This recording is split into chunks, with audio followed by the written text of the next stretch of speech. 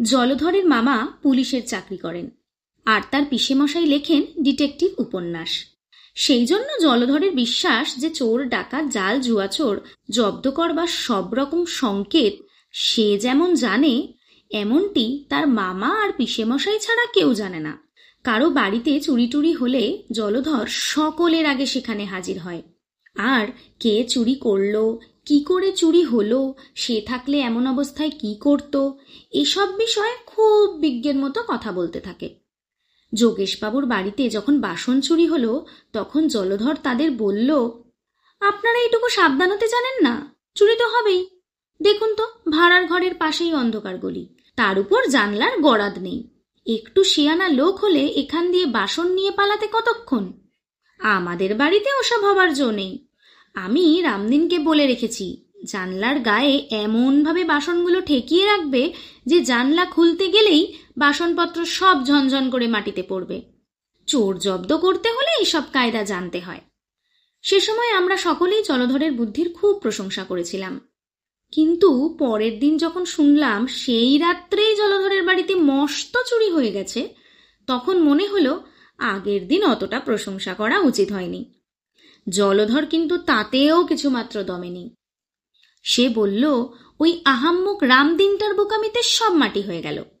যাক, আমার জিনিস চুরি করে তাকে আর হজম করতে হবে না, দিন দুচার যেতে দাও না। কিন্তু 2 মাস গেল, 4 মাস গেল, চোর কিন্তু আর ধরাই পড়ল না। চোরের উপদ্রবের কথা আমরা সবাই প্রায় ভুলে গেছি। এমন সময় হঠাৎ আমাদের স্কুলে আবার চুরির হাঙ্গামা শুরু হলো। ছেলেরা অনেকে টিফিন নিয়ে আসে, তা থেকে খাবার চুরি যেতে লাগলো। প্রথম দিন রামপদর খাবার চুরি যায়। সে বেঞ্চির উপর খানিকটা রাবড়ি আর লুচি রেখে হাত ধুয়ে আসতে গেছে। এর মধ্যে কে যেন এসে লুচি টুচি বেমালুম খেয়ে গেছে। তারপর ক্রমে আরো 2-4টি ছেলের খাবার চুরি হলো। তখন আমরা জলধরকে বললাম, কি হে ডিটেকটিভ, এই বেলা যে তোমার চোর ধরা বুদ্ধি খোলে না, তার মানেটা কি বলো দেখি? জলধর বলল, আমি কি আর বুদ্ধি খাটাচ্ছি না, সবুর করো না। তখন সে খুব সাবধানে আমাদের কানে কানে একথা জানিয়ে দিল যে স্কুলের যে নতুন ছোকরা বেয়ারা এসেছে তাকেই সে চোর বলে সন্দেহ করে, কারণ সে আসবার পর থেকেই চুরি আরম্ভ হয়েছে। আমরা সবাই সেদিন থেকে তার উপর চোখ রাখতে শুরু করলাম। কিন্তু 2 দিন যেতে না যেতেই আবার চুরি। পাগলা দাশু বেচারা বাড়ি থেকে মাংসের চপ এনে টিফিন ঘরের বেঞ্চের তলায় লুকিয়ে রেখেছিল। কে যেন এসে তার আধখানা খেয়ে বাকিটুকু ধুলোয় ফেলে নষ্ট করে দিয়েছে। দাশু তখন রাগের চোটে চিৎকার করে গাল দিয়ে স্কুল বাড়ি মাথায় করে তুলল। আমরা সবাই বললাম, আরে চুপ চুপ, অত চেঁচাস নে, তাহলে চোর ধরা পড়বে কি করে? কিন্তু দাশু কি সে কথা শোনে?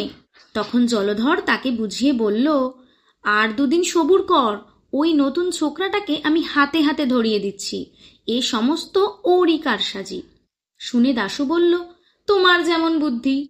ওরা হলো পশ্চিমা ব্রাহ্মণ, ওরা আবার মাংস খায় নাকি? দারোয়ানজিকে জিজ্ঞেস করো তো। সত্যি, আমাদের তো সে খেয়াল হয়নি। ও ছোকরা তো কতদিন রুটি পাকিয়ে খায়, কই একদিনও তো ওকে মাছ মাংস খেতে দেখি না। দাশু পাগলা হোক আর যাই হোক, তার কথাটা সবাইকে মানতে হলো। জলধর কিন্তু অপ্রস্তুত হবার ছেলেই নয়। সে একগাল হেসে বলল, আমি ইচ্ছে করে তোদের ভুল বুঝিয়েছিলাম। আরে চোরকে না ধরা পর্যন্ত কি কিছু বলতে আছে? কোনো পাকা ডিটেকটিভ ওরকম করে না। আমি মনে মনে যাকে চোর বলে ধরেছি সে আমিই জানি। তারপর কদিন আমরা খুব হুঁশিয়ার ছিলাম। 8-10 দিন আর চুরি হয়নি। তখন জলধর বলল, তোমরা গোলমাল করেই তো সব মাটি করলে। চোরটা টের পেয়ে গেল যে আমি তার পেছনে লেগেছি। তারপর কদিন আমরা খুব হুঁশিয়ার ছিলাম। 8-10 দিন আর চুরি হয়নি। তখন জলধর বলল, তোমরা গোলমাল করেই তো সব মাটি করলে। চোরটা টের পেয়ে গেল যে আমি তার পেছনে লেগেছি। আর কি সে চুরি করতে সাহস পায়? তবু ভাগ্যিস তোমাদের কাছে আসল নামটা ফাঁস করিনি। কিন্তু সেই দিনই আবার শোনা গেল স্বয়ং হেডমাস্টার মশাইয়ের ঘর থেকে তার টিফিনের খাবার চুরি হয়ে গেছে। আমরা বললাম, কই হে, চোর না তোমার ভয়ে চুরি করতে পারছিল না? তার ভয় যে ঘুচে গেল দেখছি। তারপর 2 দিন ধরে জলধরের মুখে আর হাসি দেখা গেল না। চোরের ভাবনা ভেবে ভেবে তার পড়াশুনো সব এমনি ঘুলিয়ে গেল যে পণ্ডিত মশাইয়ের কাছে সে আরেকটু হলেই মার খেত আর কি। দুদিন পরে সে আমাদের সকলকে ডেকে একত্র করল আর বলল তার চোর ধরবার বন্দোবস্ত সব ঠিক হয়েছে। টিফিনের সময় সে একটা ঠোঙায় করে সরভাজা, লুচি আর আলুর দম রেখে চলে আসবে। তারপর কেউ যেন সেদিকে না যায়। স্কুলের বাইরে যে জিমন্যাস্টিকের ঘর আছে সেখান থেকে লুকিয়ে টিফিনের ঘরটা দেখা যায়। আমরা কয়েকজন বাড়ি যাবার ভান করে সেখানে থাকব, আর কয়েকজন থাকবে উঠোনের পশ্চিম কোণের ছোট ঘরটাতে। সুতরাং চোর যেদিক থেকেই আসুক, টিফিন ঘরে ঢুকতে গেলেই তাকে দেখা যাবে। সেদিন টিফিনের ছুটি পর্যন্ত কারও আর পড়ায় মন বসে না। সবাই ভাবছে কতক্ষণে ছুটি হবে আর কতক্ষণে চোর ধরা পড়বে। চোর ধরা পড়লে তাকে নিয়ে কি করা যাবে সে বিষয়েও কথাবার্তা হতে লাগলো। মাস্টারমশাই বিরক্ত হয়ে ধমকাতে লাগলেন। পরেশ আর বিশ্বনাথকে বেঞ্চির উপর দাঁড়াতে হলো, কিন্তু সময়টা যেন কাটতেই চায় না। টিফিনের ছুটি হতেই জলধর তার খাবারের ঠোঙাটা টিফিন ঘরে রেখে এলো। জলধর, আমি আর 10-12 জন উঠোনের কোণের ঘরে রইলাম, আর একদল ছেলে বাইরে জিমন্যাস্টিকের ঘরে লুকিয়ে থাকলো। জলধর বলল, দেখ, চোরটা যেরকম শেয়ানা দেখছি আর তার যেরকম সাহস, তাকে মারধর করা ঠিক হবে না। লোকটা নিশ্চয়ই খুব সন্ডা হবে। আমি বলি কি, সে যদি এদিকে আসে তাহলে সবাই মিলে তার গায়ে কালি ছিটিয়ে দেব আর চেঁচিয়ে উঠব। তাহলে দারোয়ান টারোয়ান সব ছুটে আসবে, আর লোকটা পালাতে গেলেও ওই কালির চিহ্ন দেখে ঠিক ধরা পড়ে যাবে।